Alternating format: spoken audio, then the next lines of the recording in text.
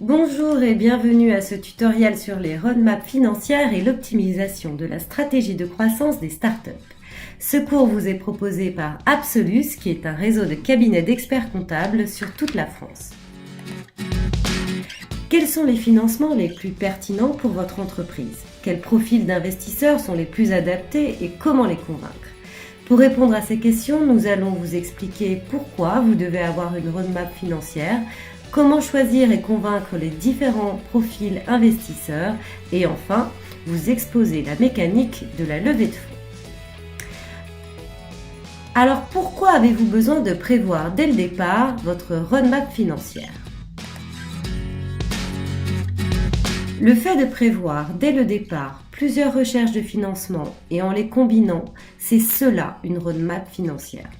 En général, on commence par emprunter auprès de sa famille, puis on fait des recherches de subventions, puis enfin une première levée de fonds, une seconde, etc. Alors la première levée de fonds, vous y êtes souvent préparé, mais c'est après que cela se corse. Car avec la croissance de votre business, vous allez devoir recruter des talents, parfois sur des profils très recherchés comme les développeurs ou les data scientists. Vous allez devoir aussi trouver les bons managers pour structurer votre entreprise, surveiller la trésorerie, car la croissance ne rime pas forcément avec rentrée de cash.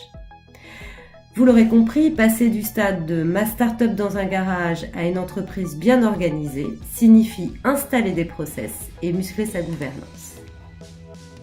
Plus que les autres entreprises, les startups ont un besoin crucial de fonds. Ce sont des entreprises jeunes, donc il n'y a pas d'antécédents financiers sur lesquels les banques peuvent se baser. Et puis, c'est un business souvent innovant qu'il faut savoir pouvoir expliquer aux financeurs.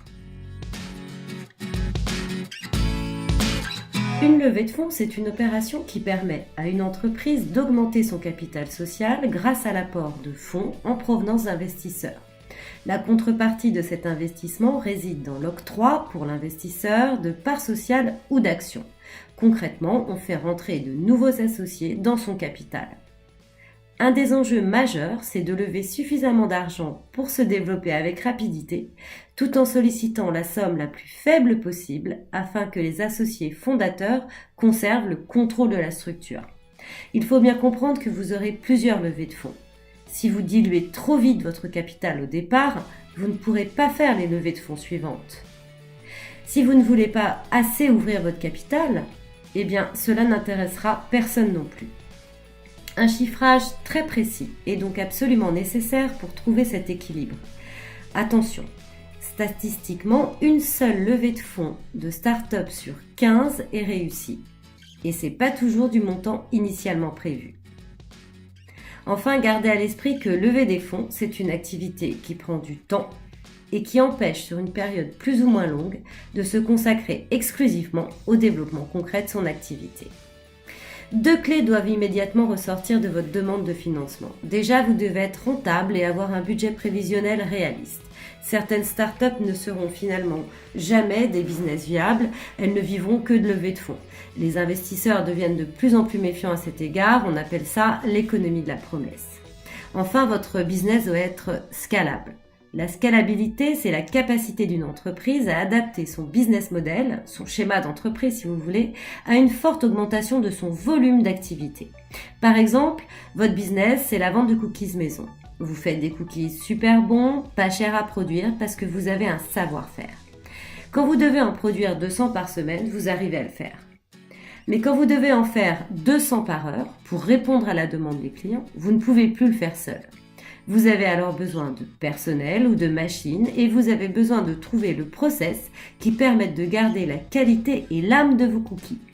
C'est ça dans notre exemple être scalable. C'est arriver à faire de bons cookies en grande quantité. Alors il y a des business plus ou moins scalables. Plus le business dépend du talent d'un être humain, moins il est scalable. La stratégie de financement, c'est ce qui est détaillé dans la partie financière de votre business plan au moment de la création de votre entreprise. Vous allez en principe la mettre à jour au fur et à mesure. Dans cette partie financière du business plan, vous allez détailler les prévisions financières sur 3 ans. En dessous de 3 ans, les chiffres ne permettent pas de donner de vision et de potentiel de votre business. Et au-delà de 3 ans, les chiffres sont souvent hypothétiques. Et puis, vous allez également détailler le besoin de financement global du projet, c'est-à-dire le montant des fonds recherchés. Montrez que le besoin en financement est bien calibré, c'est-à-dire que les dépenses sont absolument nécessaires au décollage de votre projet, qu'elles ne sont ni surestimées ni sous-estimées.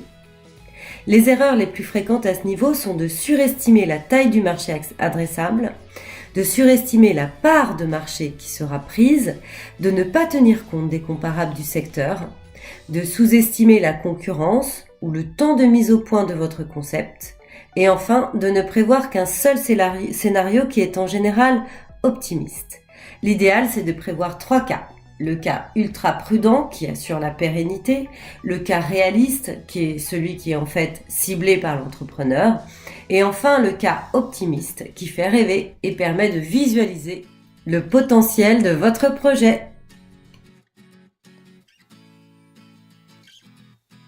Il y a 6 stades de développement de la start-up avec donc 6 moments de financement. Le premier stade, celui de l'idée, vous faites fructifier votre idée. Vous effectuez quelques études. Le financement adapté, c'est l'apport personnel, la love money ou le crowdfunding. Deuxième stade, le stade du développement, l'amorçage, la création d'entreprise. C'est le moment du prototypage et vous effectuez quelques études poussées. Là, le financement, c'est aussi l'apport personnel, la love money, mais c'est également le moment de faire appel aux business angels et aux aides gouvernementales. Le troisième stade, le stade de la croissance, là vous recrutez, vous passez à une production à échelle commerciale et là vous allez avoir besoin d'investisseurs, de business angels et d'actionnariat. Les 3 stades suivants sont le stade de la maturité avec l'expansion et les dépenses qui seront faites en recherche et développement. Le stade de déclin avec la recherche de nouveaux marchés et des innovations. Et enfin le stade de la sortie avec le rachat par une autre entreprise. Pour ces 3 stades, vous aurez besoin aussi d'investisseurs.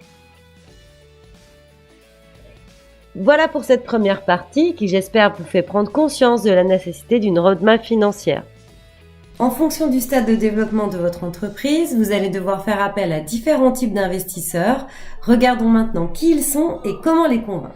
Votre start-up a devant elle tout un univers de financement possible, les plus classiques comme les banques, lorsque vous demandez un prêt, les plus nouveaux comme le financement participatif ou encore les fameuses levées de fonds.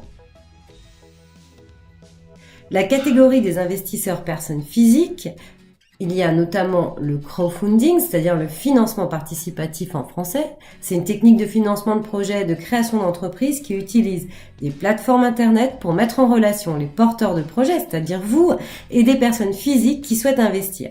Ces financements, ils peuvent atteindre en général 500 KE en création d'entreprise, mais ils peuvent atteindre aussi beaucoup plus si votre entreprise a plus de 3 ans de bilan à présenter. Attention, pour fonctionner, les plateformes prennent une commission sur le montant des sommes récoltées qui va de 5 à 12%.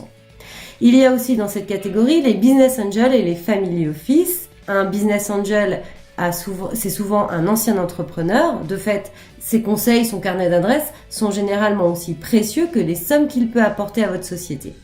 L'intérêt pour eux, c'est la défisque qu'ils réduisent leur ISF en défiscalisant une partie des sommes investies dans votre société.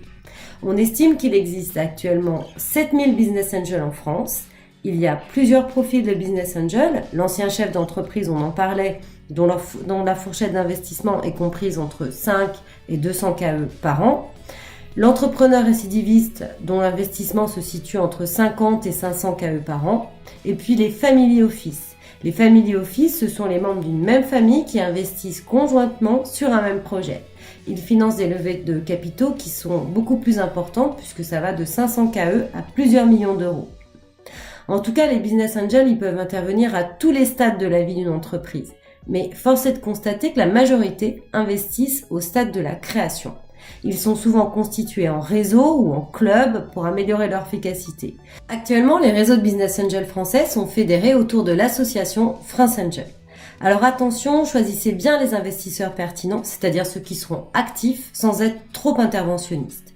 Gardez à l'esprit que les business angels ne sont pas des professionnels, ils investissent leur argent à eux, ils peuvent donc se positionner beaucoup plus vite qu'une banque, mais aussi beaucoup plus lentement, et faire durer l'étude de projet. En effet, le calendrier fiscal peut avoir un impact important sur leur prise de décision. Vous avez aussi à votre disposition des structures d'investissement institutionnelles. Il y a les investisseurs régionaux, qui sont regroupés dans l'UNICER, l'Union des investisseurs en capital pour les entreprises régionales. Ce sont souvent des sociétés de capital risque. Ces acteurs régionaux, ils sont souvent privés, mais une partie de leur capital est publique. Ça veut dire qu'ils sont tout à fait capables de prendre plus de risques parce que leur actionnaire public accepte une rentabilité moindre pour favoriser le développement économique de la région. L'inconvénient, c'est qu'ils sont relativement peu nombreux et que, sauf exception, ils vont pas investir dans une société qui n'est pas implantée dans leur région. Leurs tickets maximum, ils sont un peu limités, ils peuvent pas toujours participer à tous les tours de table ultérieurs. Mais ils possèdent une forte expérience de l'amorçage et de la prise de risque et ils connaissent très bien l'écosystème du financement. Et ça, c'est déterminant parce qu'ils vont pouvoir jouer le rôle de leader et structurer des tours de table, notamment en apportant leur expertise aux business angels qui co-investissent avec eux sur votre projet. Il y a aussi les investisseurs institutionnels régionaux. Pour la plupart, ils sont regroupés au sein de l'AFIC, l'Association des investisseurs en capital. Ces fonds ont des formes juridiques très variées, FCPR, FCPI, FIP. Ils peuvent investir des montants très significatifs, 2 millions d'euros, 5 millions d'euros. Et en contrepartie, ils ont des exigences de contrôle qui sont beaucoup plus fortes. Ces fonds peuvent aussi co-investir avec BPI France de façon à boucler plus rapidement le tour de table. Enfin, dans cette catégorie, il y a aussi les fonds liés à des industriels, ce qu'on appelle le corporate venture. Ces structures sont détenues majoritairement par un ou plusieurs groupes industriels. Leur mission est en général d'assurer une veille technologique en amont, de favoriser l'émergence de technologies innovantes. L'expertise acquise et la caution offerte par ces grands groupes peut s'avérer très utile pour vous. Parmi les industriels qui font du corporate venture, de nombreux secteurs sont concernés. Les logiciels avec Dassault Systèmes, la chimie avec Rhodia, Saint-Gobain ou l'énergie avec Alstom, Total ou Veolia. Pour convaincre un investisseur, il faut comprendre ses motivations et le faire rêver avec votre projet. Vous voyez ici ses centres d'intérêt. Mais gardez à l'esprit que sa principale motivation, c'est la rémunération qui l'attend. Pendant la durée de l'investissement, sa rémunération, ce sont les dividendes et les éventuels intérêts. Mais pour une start-up en phase d'amorçage, la probabilité de distribution de dividendes est très faible. Et puis les intérêts liés à un investissement sous forme d'obligation génèrent une rémunération, mais qui n'est pas suffisante par rapport au risque pris. À terme, lors de la revente des titres, la rémunération de l'investisseur est la plus-value éventuellement réalisée. Cette plus-value dépend de la valeur créée par l'entreprise dans l'intervalle et de l'appétence du marché au moment de la revente. Votre investisseur, il est face à deux types de risques, le risque de rentabilité et le risque d'illiquidité. Alors le risque de rentabilité, c'est que la revente de ses parts dans l'entreprise ne lui permet pas de réaliser une plus-value significative. Lui, il souhaite que le prix de vente soit largement supérieur au prix d'achat. Et donc, ça veut dire que dans l'intervalle, la société ait créé plus de valeur.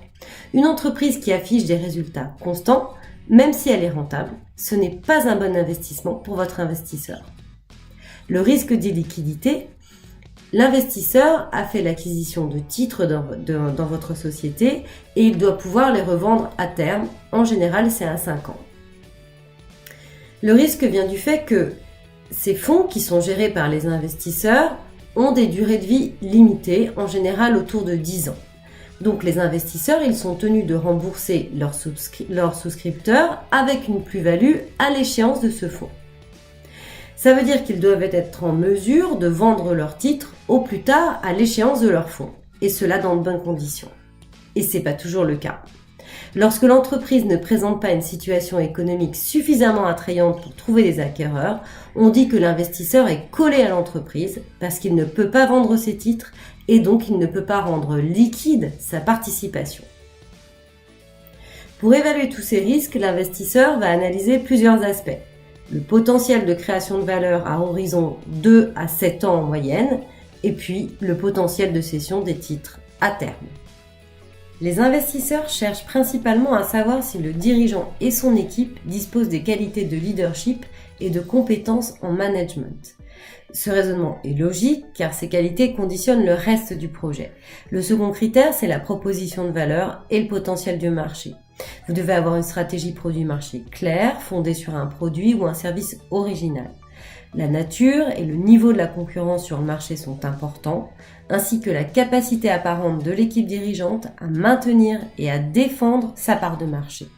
Et enfin, les projections financières, bien entendu, vont compter. Globalement, les questions, c'est à quoi va servir l'argent de la levée de fonds? Comment vous gagnez de l'argent? Quel est le business model? Quels sont, selon vous, les principaux risques d'échec du projet? Et enfin, quelle valorisation demandez-vous? Vous devez vous préparer à cette question et surtout éviter de refuser d'y répondre. À minima, donner une fourchette et garder une marge de manœuvre en expliquant que la valorisation n'est qu'une partie de la négo et qu'elle dépendra aussi des autres conditions proposées, comme les clauses du pacte ou les mécanismes d'ajustement de la valorisation. Passons maintenant aux 10 étapes de la levée de fonds. Première étape, vous devez montrer la solidité et la crédibilité de votre business plan. Ça veut dire qu'il faut préparer vos pitchs, les pitchs en 1, 3, 10 minutes, bien les apprendre sur le bout de ses doigts et puis soigner la présentation des slides et de l'executive summary. Étape 2, identifier les investisseurs ou les fonds. On a vu qu'un investisseur, il peut être intéressant à plusieurs titres. D'abord parce qu'il apporte des financements, mais aussi parce qu'il apporte un savoir-faire. Étape 3, c'est l'étape de la due diligence. C'est le moment où les investisseurs potentiels passent votre demande au crible à travers une succession de filtres qu'on a déjà détaillés. Et c'est aussi le moment d'une véritable analyse juridique que vous devez anticiper. Souvent vous l'ignorez et il y a beaucoup de dossiers qui échouent à cause de ça, parce que les contrats et le juridique de manière générale manquent de sérieux ou il est mal préparé. Étape 4, vous signez des contrats de confidentialité, c'est ce qu'on appelle la Non-Disclosure Agreement. En fait, le but c'est de garantir le secret des négos en cours. C'est ça le véritable point de départ de vos négociations qui vont porter sur le montant de la levée, sur les actions données en contrepartie et puis sur la valeur des dites actions. Étape 5, vous vous mettez d'accord avec une lettre d'intention. Cette lettre d'intention, elle reprend précisément les conditions financières et les conditions juridiques de votre accord. C'est vraiment le cadre qui va fixer les futures règles du jeu. Là, ici, faites attention, on en a parlé, ne surévaluez pas la société et ne la sous-évaluez pas non plus. Étape 6, vous négociez, vous rédigez un nouveau pacte d'actionnaires. Ce pacte, c'est la version développée de votre lettre d'intention en fait. Étape 7, vous convoquez une assemblée générale extraordinaire pour acter l'augmentation de capital. Là, il y a beaucoup de formalisme à respecter, donc soyez préparés. Il faut avoir le rapport du président, bien préparer les résolutions, les propositions de modification, etc. Il faudra également regarder quel est le quorum de l'Assemblée et les droits préférentiels de souscription. Soyez très attentifs sur le juridique. Étape 8, c'est l'étape de l'émission des bulletins de souscription d'actions aux investisseurs. En fait, c'est fait à la signature du pacte d'actionnaires, mais c'est le moment où les investisseurs les renvoient dûment complétés. Étape 9, délivrance du certificat du dépositaire par la banque sur présentation des bulletins de souscription. Lorsque les virements sont effectués, la banque elle délivre un certificat qui constate la réalisation des souscriptions. Le président de votre société devra alors émettre un procès-verbal de constat de l'opération et pouvoir attester de la modification des statuts. Enfin, dernière étape, vous devez enregistrer toutes ces formalités au greffe et pour ça, il faut respecter encore les procédures administratives de façon très consciencieuse pour que toute la procédure ne tombe pas parce qu'elle ne serait pas valable. Donc enregistrez les statuts, pensez à bien publier dans un journal d'annonce légale, etc. La levée de fonds, ça peut considérablement faire changer de dimension votre projet. Il faut être bien conseillé et bien réduire les risques juridiques qui sont liés à l'entrée de nouveaux investisseurs dans votre société. Voici quelques conseils clés que vous pouvez bien garder à l'esprit le moment venu. Préparez-vous au maximum, soyez disponible, soyez convaincant, soyez réaliste et pragmatique, mais surtout n'oubliez pas de rester stratège.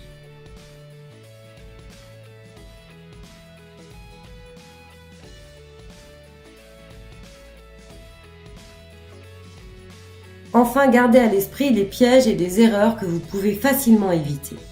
Il ne sert à rien d'envoyer votre business plan à tous les investisseurs, pensez à les cibler.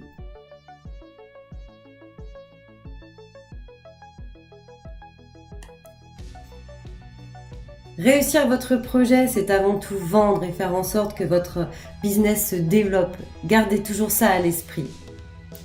Voilà, merci beaucoup de nous avoir suivis aujourd'hui. J'espère que ce cours vous a été utile.